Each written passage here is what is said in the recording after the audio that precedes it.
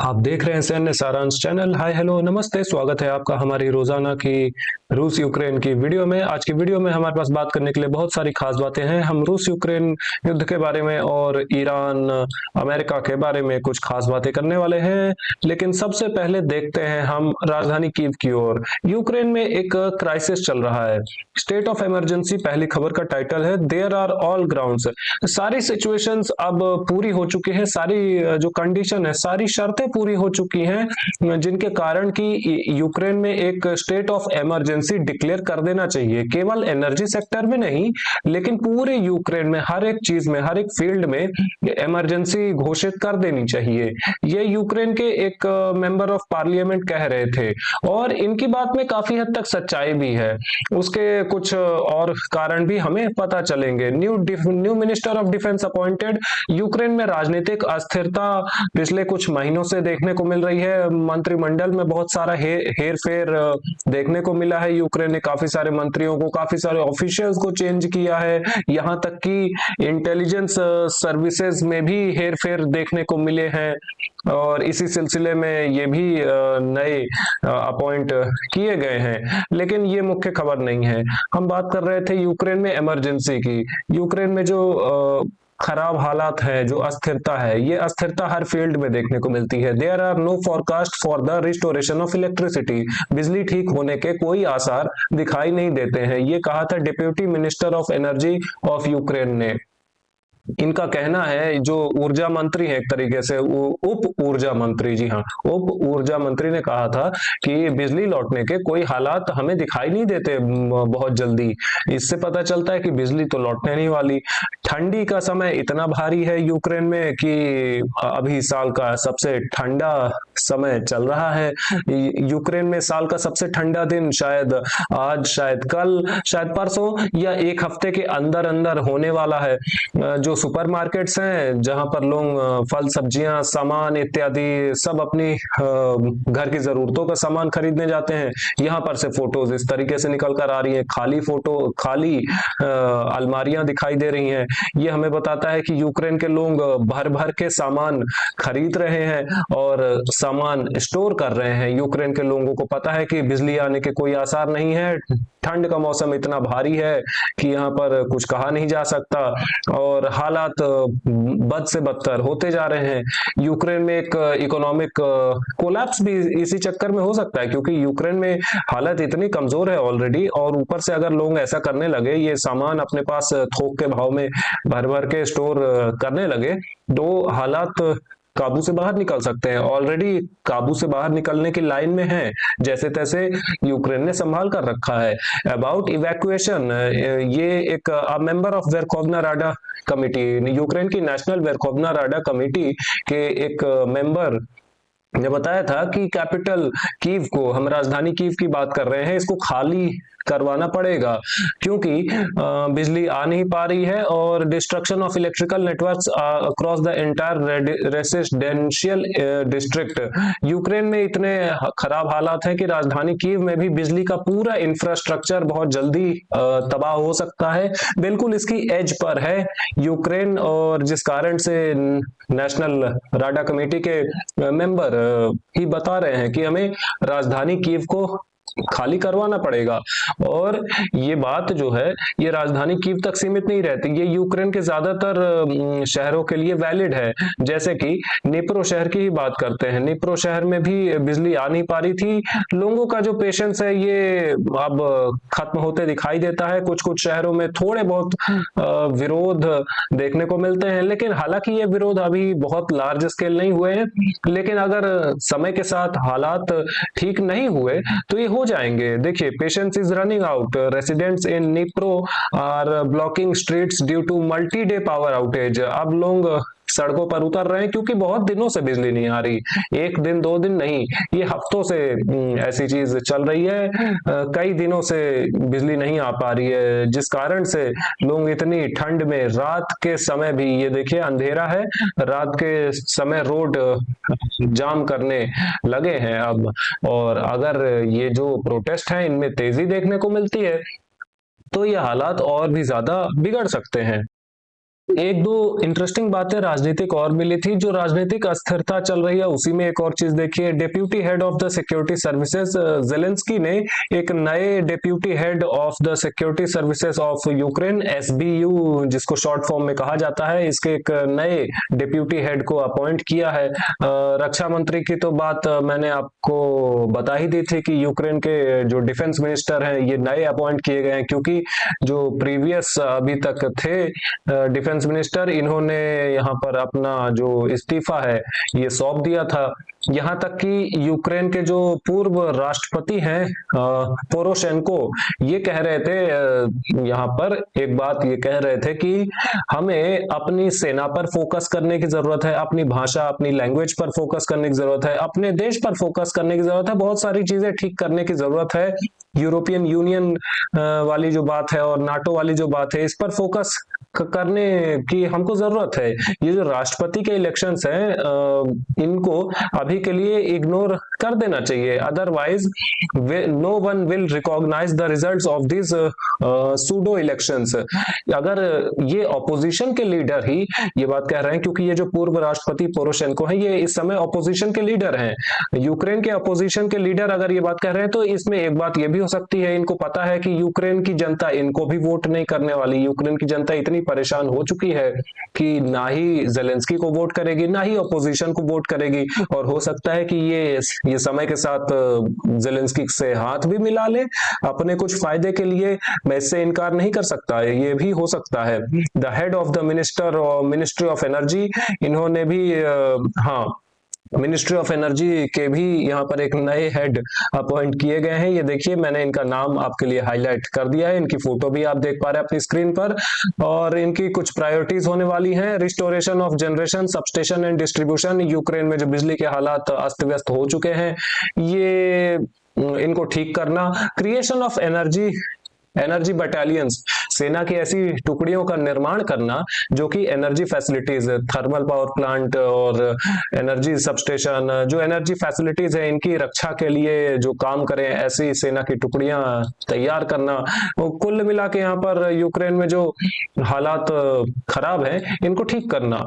Rostow on don की तरफ देखें तो यहाँ पर हमले हो रहे थे यूक्रेन के द्वारा, हमला बहुत जोरदार था जिसमें कि कुछ दृश्य आप देख पाएंगे अभी, कैसे यूक्रेनियन ड्रोन्स यहाँ पर आकर गिरते हैं। ये एक तो हमें देखने को मिलता है, लेकिन इस वीडियो के बारे में जी हाँ मैं आपको सूचित कर देता हूँ। ये जो वीडियो आपने देखा इसके बारे में कुछ खबरें ये भी निकल कर आ रही थी कि एक Russian Pantsir anti aircraft system, यानी हम बात करें एक आम भाषा में आप समझ लीजिए कि रशियन एयर डिफेंस सिस्टम की एक मिसाइल मिसफायर होकर और यहाँ पर अपने ही रिहायशी इलाके में आकर गिर पड़ी, जिससे कि कुछ नुकसान हुए थे बिल्डिंग्स को। ऐसी भी कुछ खबरें निकल रही थी। इन दोनों में से दोनों ही बातें सत्य हो सकती हैं, मतलब एक बात, दोनों बातों में से कोई भी एक बात सत्य हो सकती है। ये यूक्रेनियन ड्रोन भी हो सकता है जो मैंने दिखाया, और ये रशियन एयर डिफेंस सिस्टम की मिसाइल भी हो सकती है जो कि मिसफायर हो गई थी।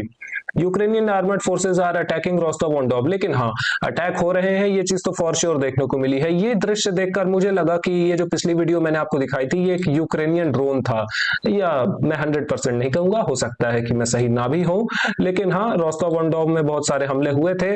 और ये बातें यहीं तक नहीं रुकती हैं, रशियन पोर्ट में भी यहाँ पर पोर्ट इलाके के आसपास खबर निकल कर आई थी, नोवोरोसियास्क से खबर निकल कर आई थी, कुछ टैंकर्स पर हमले हुए थे। ये एक ऑयल टैंकर आप देख सकते हैं, इसमें ये ड्रोन के द्वारा यूक्रेन ने हमला किया, जिसके बाद एक्सप्लोजन देखने को मिला था। और ये इकलौता टैंकर नहीं था, according to Reuters today unidentified drones attacked 3 Greek tankers, 3 Greek tankers, Greek तो सिर्फ नाम के लिए है, असल में ये रूसी टैंकर्स हैं।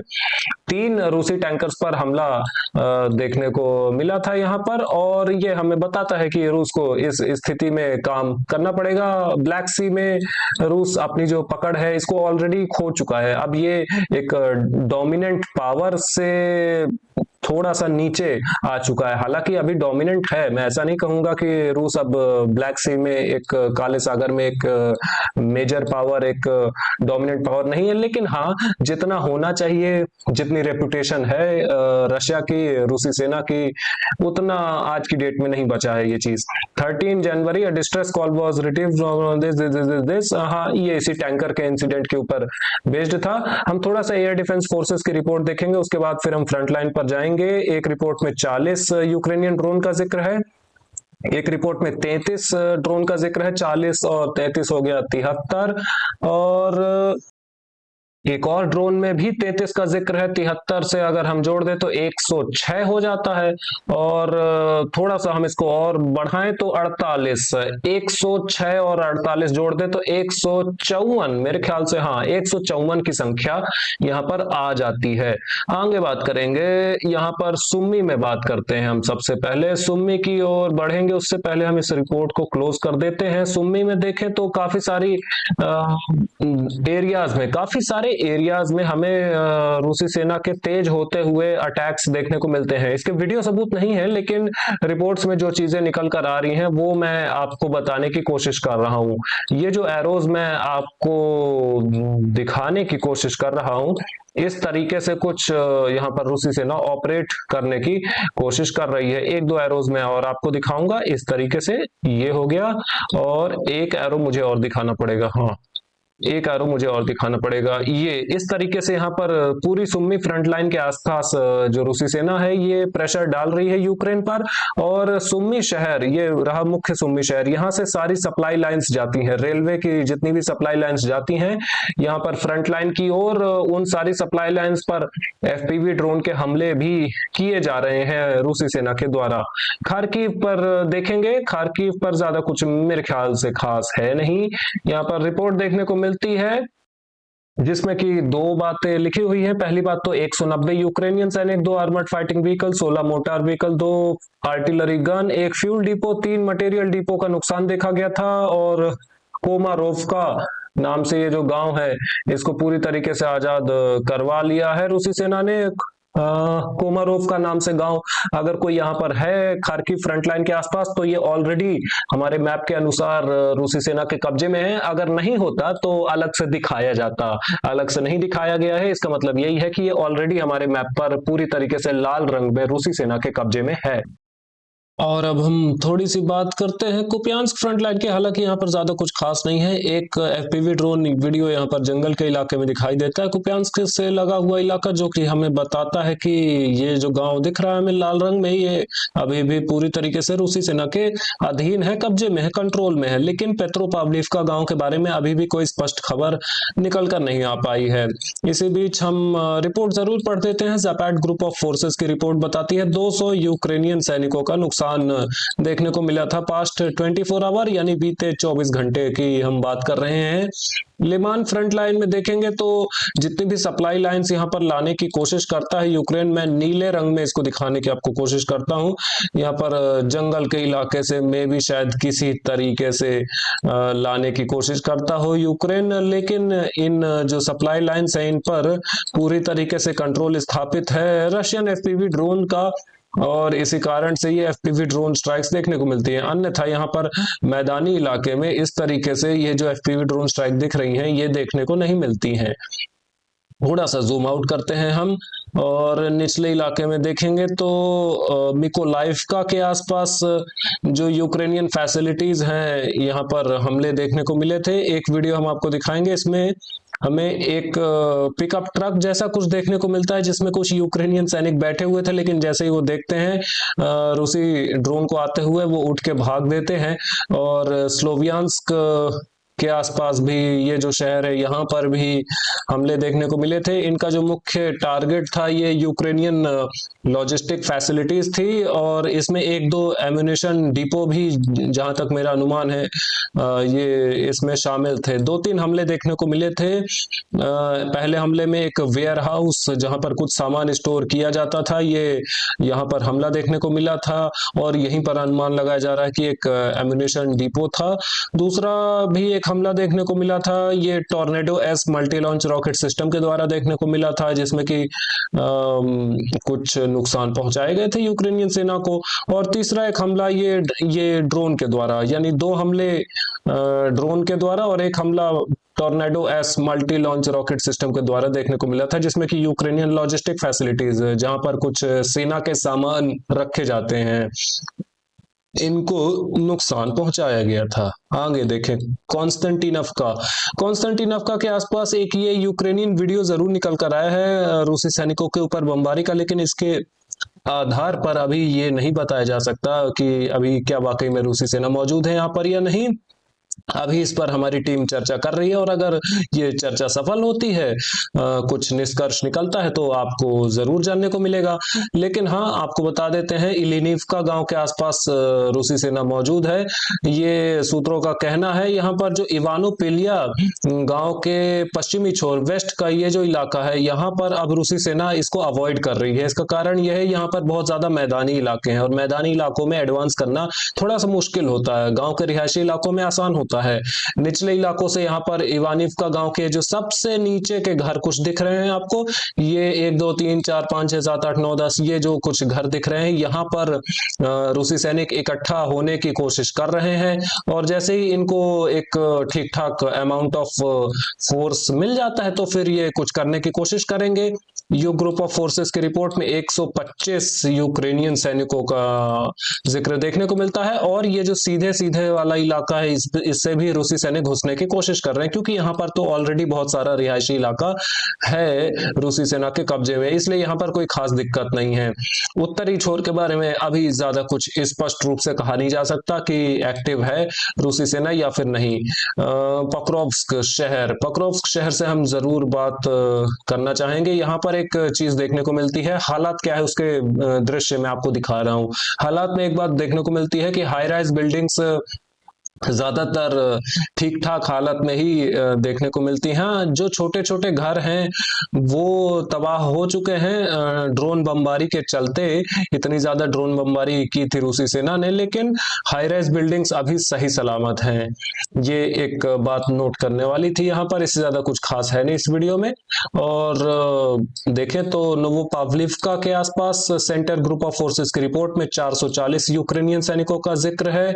और ये जो गांव है, गांव कह लें, कस्बा कह लें, जो भी कह लें, हावरी लीफ का या हैवरी लीफ का करके कुछ भी इसको कहा जा सकता है। यहाँ पर इवैक्यूएशन अनाउंस कर दिया गया है। सारे जो लोग यहाँ पर मौजूद है, अगर कोई है तो इनको ये अपना गांव घर छोड़कर जाना पड़ेगा। अंद्रीवका के आसपास हमें वोस्तोक ग्रुप ऑफ फोर्सेस की रिपोर्ट मिल गई, जिसमें कि 300 यूक्रेनियन सैनिकों का जिक्र देखने को मिलता है। हुलियापोल शहर के आसपास एक सफलता, मैदानी इलाके में मामूली सफलता, लेकिन इससे हम एक बात कंफर्म कर सकते हैं कि यहाँ पर लगातार एक्टिव है रूसी सेना और अपनी सफलता को लगातार बिल्ड करने की कोशिश कर रही है। अगला जो टारगेट है रूसी सेना का, ये गांव होने वाला है। ये रेलवे स्टेशन से लगा हुआ जो ये गांव हमें देखने को मिलता है, इसी गांव पर कब्जा करेगी रूसी सेना। उसके बाद फिर क्या इरादे होंगे, ये एक देखने वाली बात होगी। अभी के लिए मैं इस पर ज्यादा कमेंट नहीं करूंगा। नीपर ग्रुप ऑफ फोर्सेस की रिपोर्ट में 55 यूक्रेनियन सैनिकों का जिक्र है। इससे ज्यादा कुछ है नहीं इसमें। ओडेसा के आसपास कुछ ड्रोन स्ट्राइक्स। हम यूक्रेन से जरूर एयर डिफेंस फोर्सेस की रिपोर्ट हम देख लेते हैं, क्योंकि हमने देखी नहीं थी। इसमें 116 कुल संख्या है, जिसमें कि 113 ड्रोन का जिक्र है और 3 इस्कंदर M मिसाइल्स का भी यहाँ पर देखने को मिलता है जिक्र। द एक्सटेंशन ऑफ मोबिलाइजेशन, ये करके मुझे एक इंटरेस्टिंग शायद खबर मिल गई। For the 18th time the Rada supports the extension of mobilisation for 90 days. लगातार 18वीं बार यूक्रेन में जो मार्शल लॉ है ये एक्सटेंड हो चुका है अनदर 90 डेज के लिए। अब ये जो मार्शल लॉ है और 90 दिन चलेगा, जो कि मई 4 तक है। 4 मई तक ये मार्शल लॉ चलने वाला है और 4 मई के पहले पहले फिर से लॉ सबमिट कर दिया जाएगा और ये सिलसिला चलता रहेगा। ईरान में देखें तो ईरान से कुछ डिस्टर्बिंग खबर, 1-2 रिपोर्ट निकल कर आई थी। खबर क्या, रिपोर्ट ही थी। कुछ अनकन्फर्म्ड रिपोर्ट्स, ये 100% कंफर्म्ड रिपोर्ट्स नहीं है। कुछ रिपोर्ट्स ये कहती हैं कि कम से कम 12,000 लोग मारे गए हैं ईरान में। ये जो ज्यादातर लोग जो उपद्रव कर रहे थे इनके खिलाफ एक्शंस लिए गए हैं। ईरानियन सेना के द्वारा बहुत स्ट्रिक्ट एक्शंस लिए गए हैं, क्योंकि मुझे इस बात पर थोड़ा सा विश्वास होता भी है। इसका कारण ये है कि बीते 4-5 दिनों से ईरान में इंटरनेट पर पूरी तरीके से रोक लगा दी गई है, और केवल इंटरनेट नहीं, फोन कॉल्स पर भी पूरी तरीके से रोक लगा दी गई है। जो थोड़ी बहुत इंटरनेशनल कॉल्स हो सकती हैं वो सरकार की देखरेख में, सरकार की निगरानी में हो रही हैं। स्टारलिंक तक काम नहीं कर रहा है, ईरान में स्टारलिंक काम नहीं कर पा रहा है। स्टारलिंक की स्मगलिंग की जा रही है अमेरिका के द्वारा, लेकिन उसको भी हंट डाउन किया जा रहा है, मतलब उसको खोज खोज के निकाला जा रहा है ईरानियन इंटरनल सिक्योरिटी फोर्सेस के द्वारा। इलॉन मस्क ने अनाउंस किया कि हम बिल्कुल मुफ्त इंटरनेट देंगे, लेकिन मुफ्त इंटरनेट के लिए स्टारलिंक होना भी चाहिए। Hanging of Mossad and CIA agents, जितने भी मोसाद और सीआईए के एजेंट्स पकड़े गए हैं इनको फांसी की सजा दी जाएगी, और ये आज ही दी जानी थी, वेडनेसडे 14 दिसंबर नहीं 14 जनवरी 2026, यानी वेडनेसडे का दिन, जहां तक मुझे ध्यान है, हाँ वेडनेसडे का दिन ये देखने को मिला था।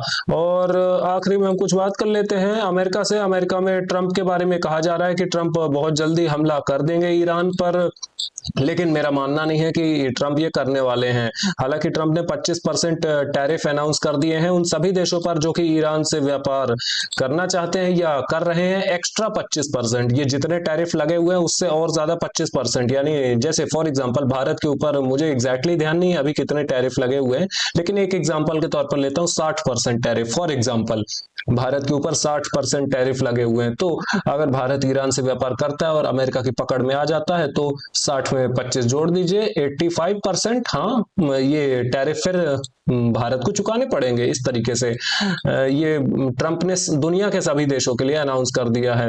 और एक रिपोर्ट तो ये भी कहती है पॉसिबल टारगेट्स क्या हो सकते हैं। पॉसिबल टारगेट्स ज्यादा कुछ खास नहीं होंगे। इस बार न्यूक्लियर पावर प्लांट्स या न्यूक्लियर साइट्स पर हमला नहीं करेगा अमेरिका, और रेजिम चेंज की तरफ नहीं जाएगा अमेरिका। ये उड़ती उड़ती रिपोर्ट से एक अलग बात है कि कह दे कि सरकार चेंज करेगा अमेरिका ईरान में, लेकिन ये नहीं कर पाएगा क्योंकि ये इतना आसान नहीं है। ज्यादा से ज्यादा अमेरिका यही कर सकता है कि जो इंटरनल सिक्योरिटी फोर्सेस हैं ईरान में, जो कि सीआईए और मोसाद एजेंट्स के ऊपर जुल्म ढा रही हैं अमेरिका के अकॉर्डिंग, इनके जो बेसेस हैं इन पर हमले कर सकता है अमेरिका, या कि आतंकवादी हमले करवा सकता है, या कि सीधे सीधे एयर बॉम्बिंग कर सकता है। इस वीडियो के लिए इतना ही। लाइक करें, सब्सक्राइब करें, शेयर करना मत भूलिएगा। ऐसे इंफॉर्मेटिव वीडियोस रोजाना देखने के लिए। Have a good day, bye bye.